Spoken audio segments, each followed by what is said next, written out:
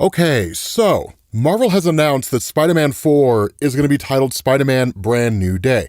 And given the nature of the story, it actually makes perfect sense. So Spider-Man Brand New Day was actually the follow-up to Spider-Man One More Day and Spider-Man One Moment in Time. Between those two stories, it was Spider-Man sacrificing his marriage to Mary Jane Watson in order to save the life of Aunt May. That was specifically One More Day. One Moment in Time is when everybody's knowledge of who Spider-Man's identity was as Peter Parker was essentially erased. Now, one of the big differences to point out here between what you saw in the movie and what happened in the comics, the world didn't forget that Peter Parker existed. They simply just didn't know that Peter Parker was Spider-Man, and that was essentially it. So most of his life stayed relatively normal. And so Brand New Day was essentially the beginning of the new status quo, particularly it was the beginning of Dan Slott's run. Now, we have covered the entire run of Dan Slott. I'll post a link to that down in the comments section. So that really gets you to Spider Island, and it gets you to the original Spider-Verse, Superior Spider-Man, when Dr. Octopus took over the body of Peter Parker. But it all basically starts here. And the way this all kicked off is it really just kind of focused on Peter Parker as the character that we had always kind of known prior to the whole arc and narrative of him becoming married to Mary Jane Watson. The Parker luck, right? Being out of a job and that sort of a thing. And that's kind of what you found here. In this particular instance, ever since the events of Spider-Man One More Day, Peter Parker had actually been missing in action for 100 days. He's kind of been doing his thing, but he hasn't been Spider-Man. And outside of one instance when he encountered the superhero Jackpot, who we'll talk about here in a little bit, no one's really seen hide nor hair of him. And in fact, he's kind of been laying low and actually been crashing with his Aunt May. But at this point, his Aunt May is like, look, you got to get out and you got to get your own place. You got to do your own thing. And so now it's Peter Parker kind of onto the job hunt and that sort of thing.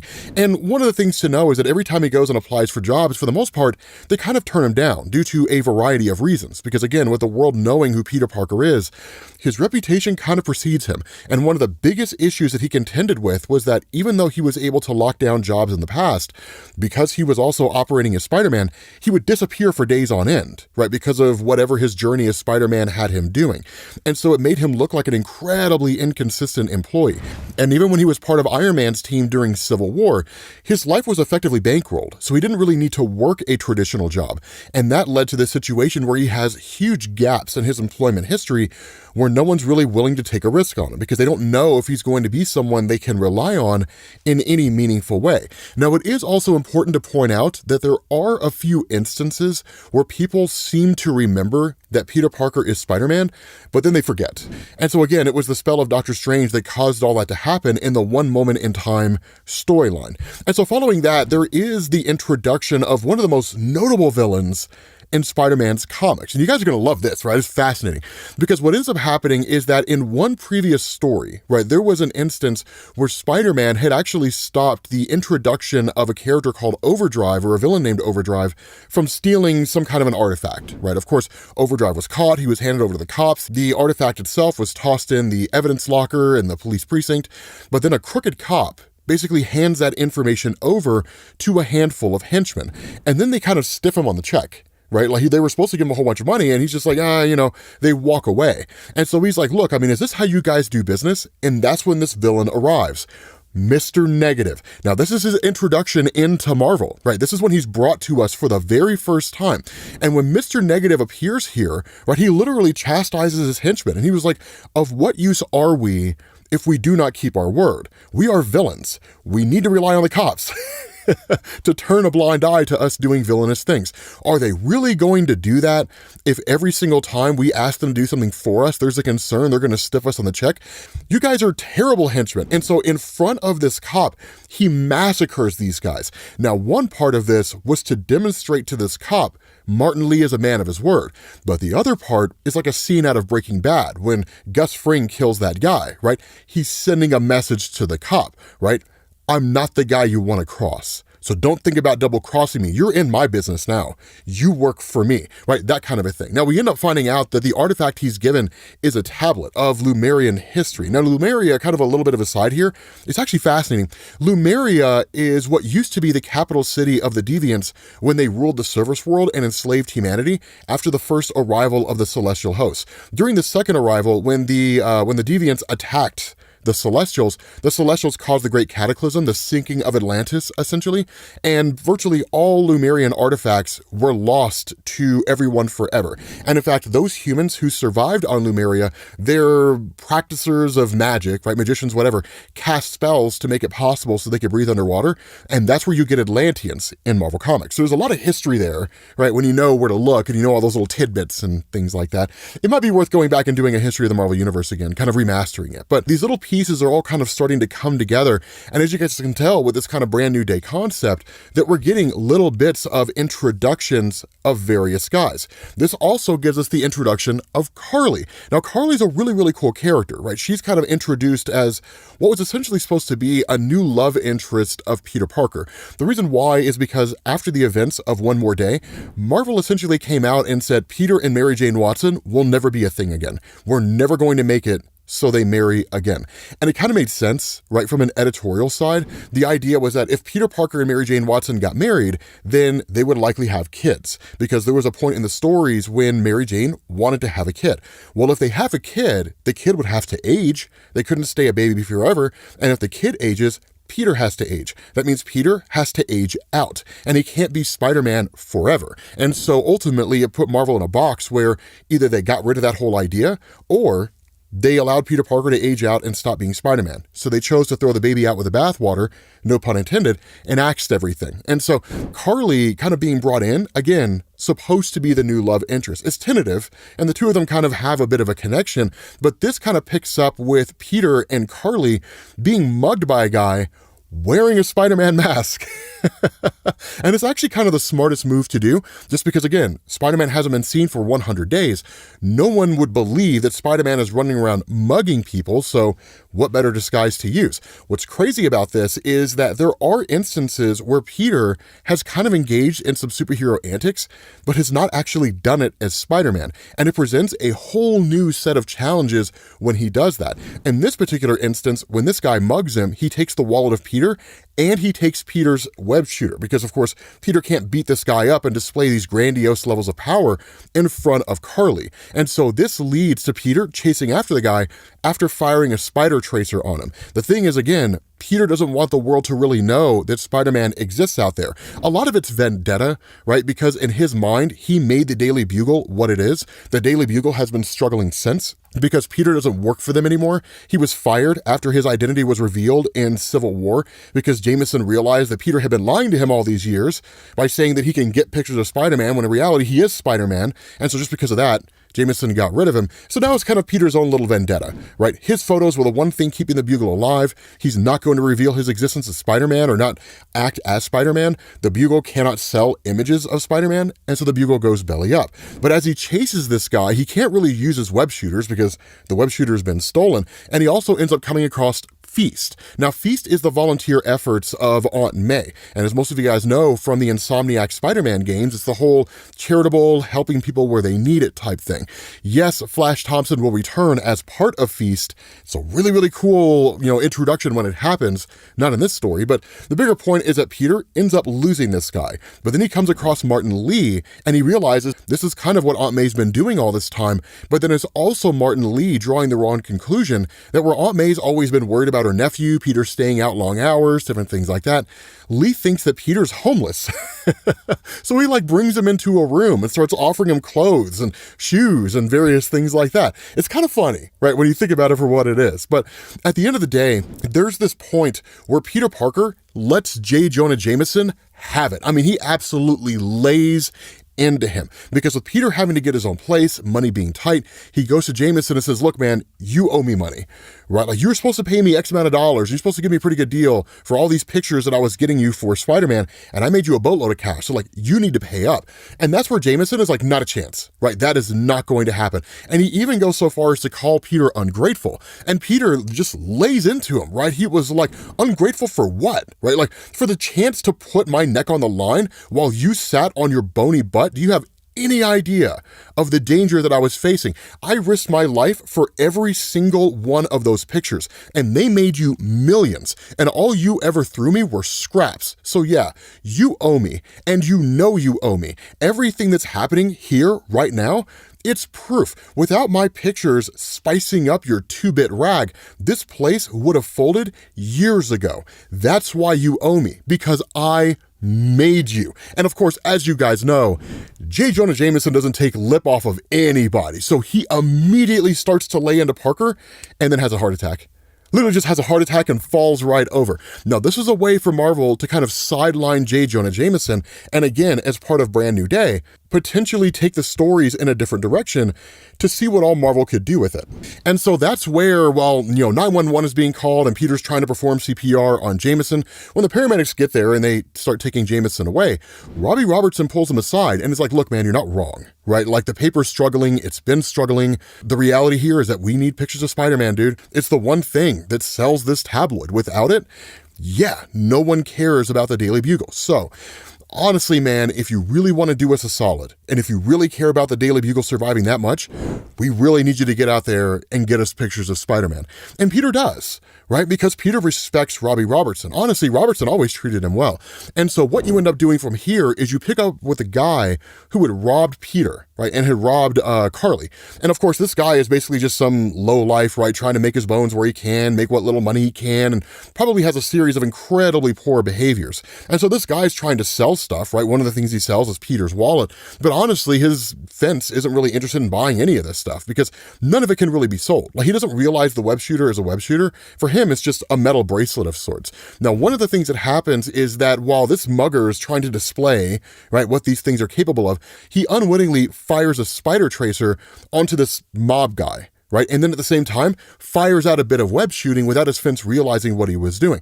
So that's where this mugger realizes there's a lot more to this thing than initially meets the eye. And even if it can't necessarily be sold by the fence for huge amounts of money, at the very least, it can help this guy up his antics. It can help him rob people more successfully than he previously would have done before. And that's when you momentarily pick up with this mob guy who's actually the heir apparent to everything, or really the crime families within the city of New York, because it was his mother and father who were from two opposing families marrying that unified both crime families. But what's happening now is the crime families are engaging in all this business and stuff without him, right? They literally just kind of like shuffle him off to the side.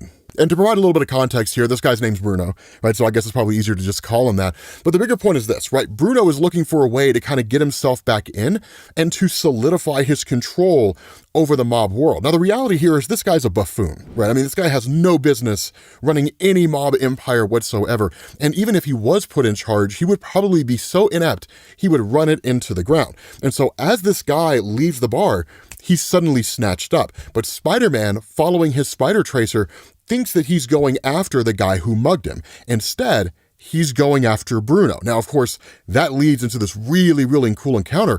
But one of the things that also goes on is there's a guy by the name of Dexter Bennett who's been looking to buy the Daily Bugle for quite some time. The Daily Bugle is publicly traded, and J. Jonah Jameson owns a majority of the shares. But following this heart attack, his wife is kind of sitting down and looking at all of this and just realizing, I knew that one day this company was going to kill you. One day it was going to happen, and I'm not going to risk your life for some company. I don't care how long you've been working on it. And so she calls up the attorney, and in realizing that she's the one that has power of attorney, meaning she can decide what happens with J. Jonah Jameson because they're the ones who are married, she orders them to sell off all the shares of J. Jonah Jameson's company in the market. So Jameson doesn't have any control over the Daily Bugle anymore. And in fact, Dexter Bennett is the one that buys them all up.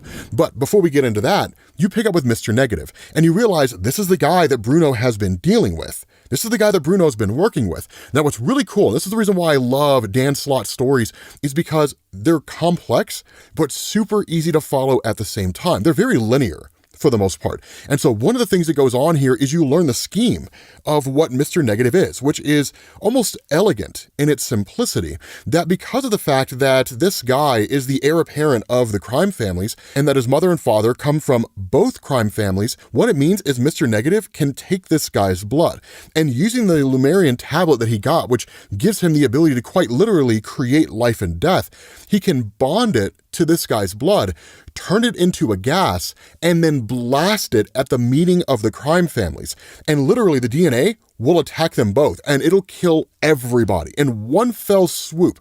Pretty much the two major crime organizations in the city of New York fall. Now this, again, leads to Spider-Man showing up here. What's also kind of funny, and it was a testament to just how meticulous Mr. Negative is, he realized this guy had a spider tracer on him, even if Bruno himself didn't know. And so that leads to Spider-Man arriving on the scene and basically being in what would arguably be considered the right place at the wrong time, depending on how you want to look at it, maybe the wrong place at the wrong time. But he encounters Mr. Negative. Now, Mr. Negative, seeing the tracer, believes that Spider-Man has been tracking them this whole time, and Spider-Man's aware of his operation. Peter has no clue what's going on. He's a lost ball in high weeds. He's like, dude, this is some crazy high-tech stuff that you guys have. Wait a minute. Wait a minute! Are you guys doing illicit activities in this place? Like, literally, it's kind of how he acts in this whole place. And so, of course, Mr. Negative says, inner demons, kill him, and then Spider-Man goes to attack all of them. But right off the bat, he demonstrates quite readily to Mr. Negative how capable he is. And even when Negative says, this is not the tablet that you dealt with, eons ago in some story somewhere, this one basically allows me to manipulate life and death. Well, really, death and entropy is what it's called. That Spider-Man destroys the tablet. And literally, Mr. Negative is like, you do realize that, I took the precaution of writing it down, right? And it's one of the other cool things. It's one of the reasons why a lot of fans of Mr. Negative love his character, because he's not your typical Spider-Man villain.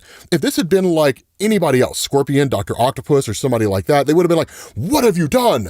I never took the precaution to back up this information, and now the information is lost. And Peter's like, yes, that was my plan. But with Mr. Negative, it's like, dude, I wrote it down, man. I mean, you could destroy the tablet. It's not going to do any good, right? Besides, this whole experiment has been finished. I'm basically done. I have everything that I need. And literally just leaves while this guy Bruno is left to die. So of course Spider-Man has to save Bruno while Mr. Negative makes his move. And the cool thing here is that when this goes on, the entirety of this substance is pumped into this giant meeting room.